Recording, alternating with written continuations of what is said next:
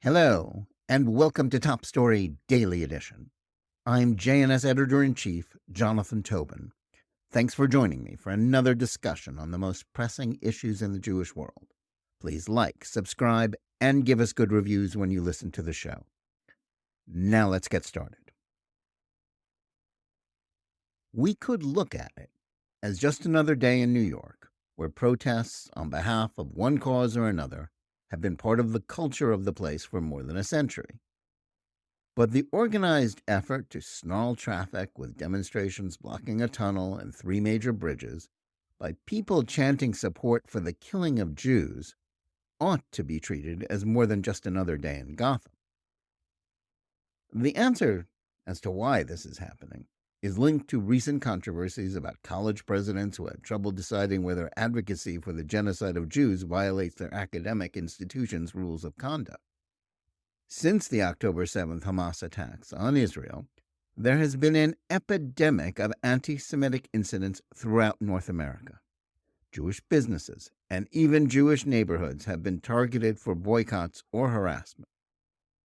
Jewish students are harassed and heckled with vicious anti-Semitic taunts, most recently during a high school basketball game. The people committing these anti-Semitic actions are not right-wing extremists, neo-Nazis, or members of the Ku Klux Klan, groups that Jews have long feared and whose existence was highlighted by the 2017 Unite the Right violence in Charlottesville, Virginia, as well as the synagogue shootings in Pittsburgh in 2018 and Poway in California in 2019. Instead, so-called progressives are the ones engaged in behavior that seeks, at the very least, to silence and drive Jews from the public square unless they are prepared to join with those opposing efforts to defeat genocidal, anti-Jewish terrorists. The reason for this is no secret. The pervasive influence of intersectional and critical race theory teachings, coupled with diversity, equity, and inclusion, DEI, is the cause. These toxic ideas divide the world into 2 immutable groups: white oppressors and people of color, who are always the victims.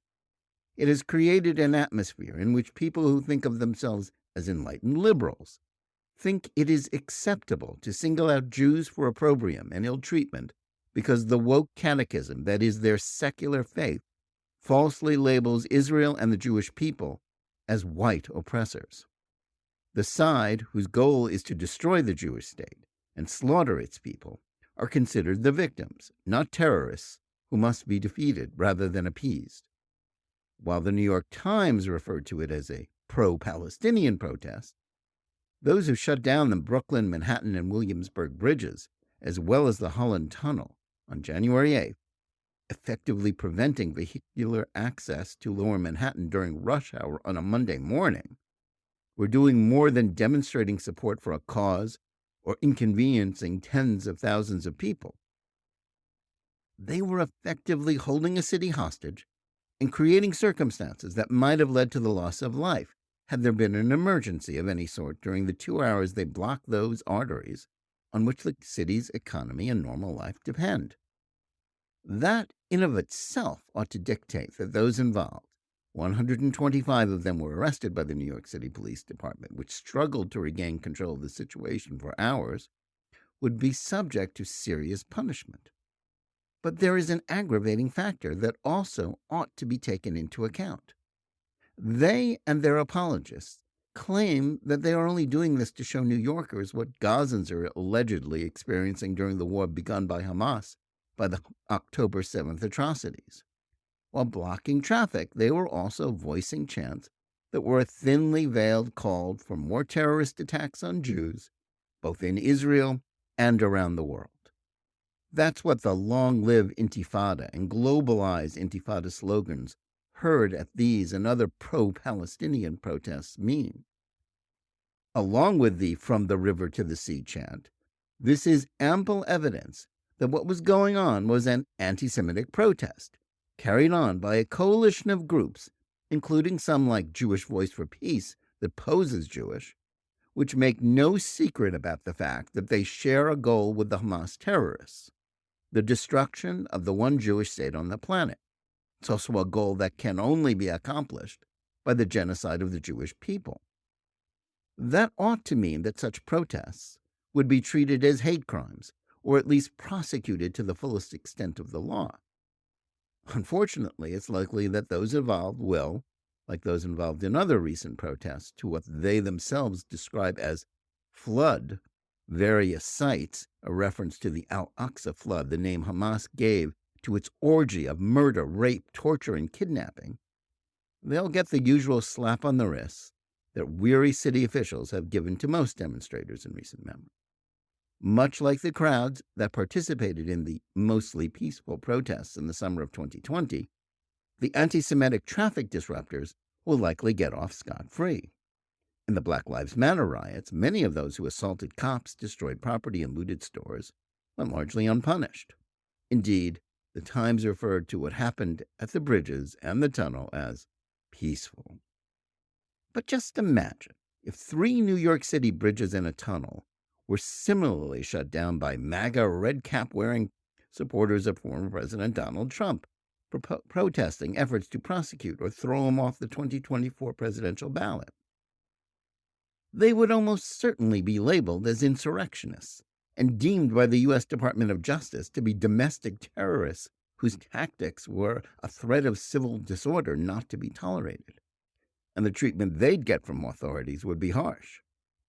But because endangering New Yorkers while calling for the death of Jews is treated by the chattering classes as merely exercising free speech about a topic on which reasonable people ought to agree to disagree, the protesters will likely be free to terrorize some other thoroughfare as soon as they like.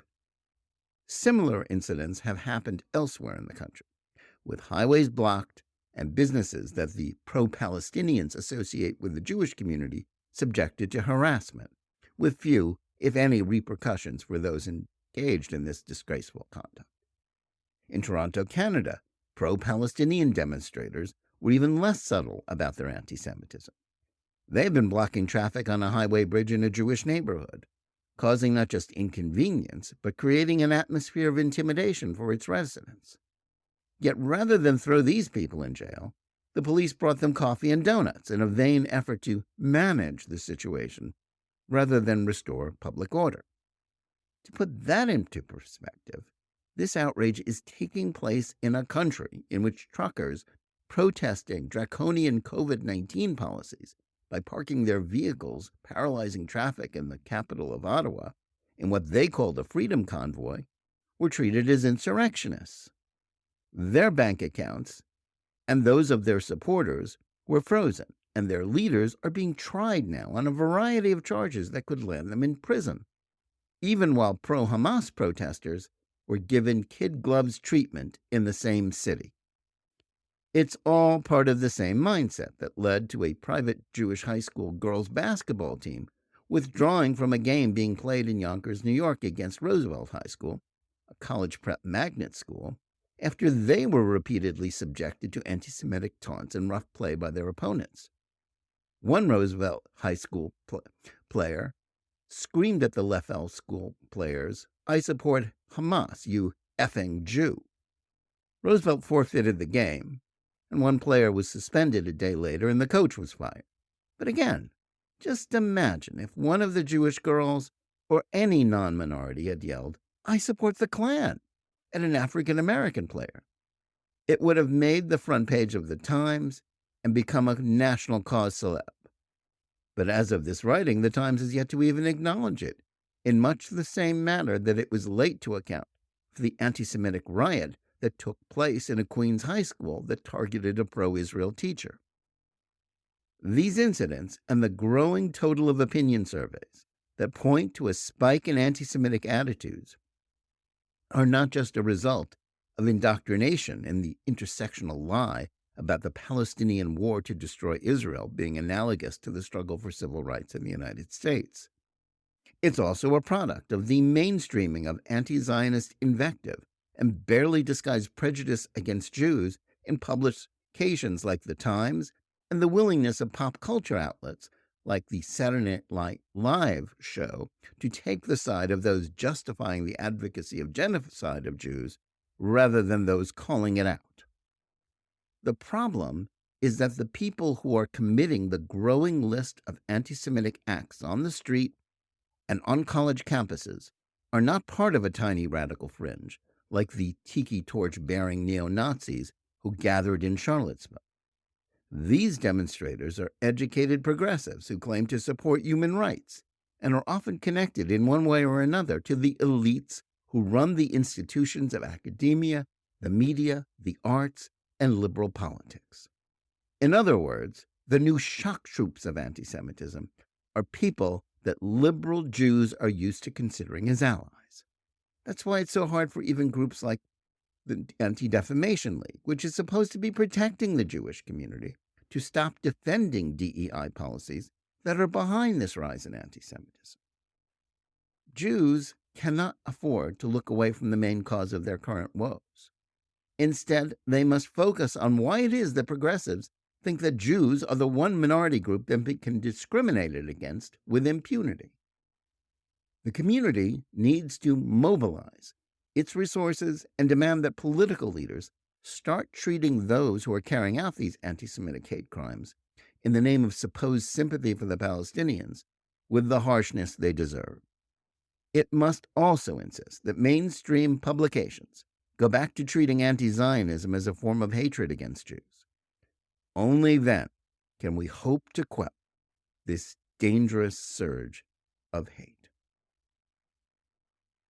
Thanks for listening.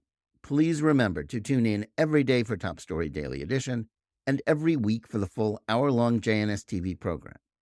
Whether you're listening to us on Apple, Google Play, Spotify, or any of the other podcast platforms, or on the JNS YouTube channel, please like and or subscribe to Top Story. Click on the bell for notifications and give us good reviews. Please write to us at editor@jns.org and let us know where you listen or watch the show and what you think about it. And remember, keep reading and thinking for yourself.